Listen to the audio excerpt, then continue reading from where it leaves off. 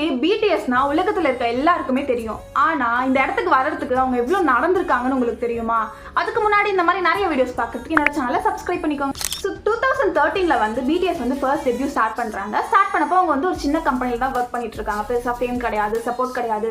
இதுக்கு முன்னாடி ஃபேமஸாக இருந்த கொரியன் பேண்ட்ஸ் கூடலாம் இவங்க வந்து கம்பேர் பண்ண ஸ்டார்ட் பண்ணாங்க, கிரிட்டிசைஸ் பண்ண ஸ்டார்ட் பண்ணாங்க. ஆனால் பிடிஎஸ்க்கு வந்து ஒரு ஸ்ட்ரென்த் இருந்துச்சு. அதுதான் அவங்க ஓன் ஸ்டோரியிலேருந்து அவங்க பாட்டு எழுத ஸ்டார்ட் பண்ணாங்க.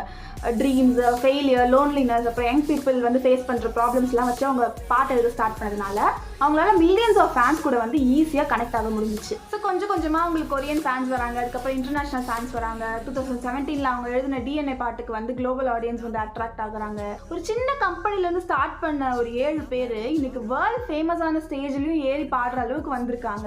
யாருமே புரிஞ்சுக்காத ஒரு நேரத்தில் தான் அவங்க மியூசிக் மூலியமாக மில்லியன்ஸ் ஆஃப் ஃபேன்ஸ் கூட கனெக்ட் பண்ணி நீங்கள் தனியால் உங்களுக்கு நாங்கள் 7 பேர் இருக்கோன்னு ஃபீல் பண்ண வச்சது தான் பிடிஎஸ்.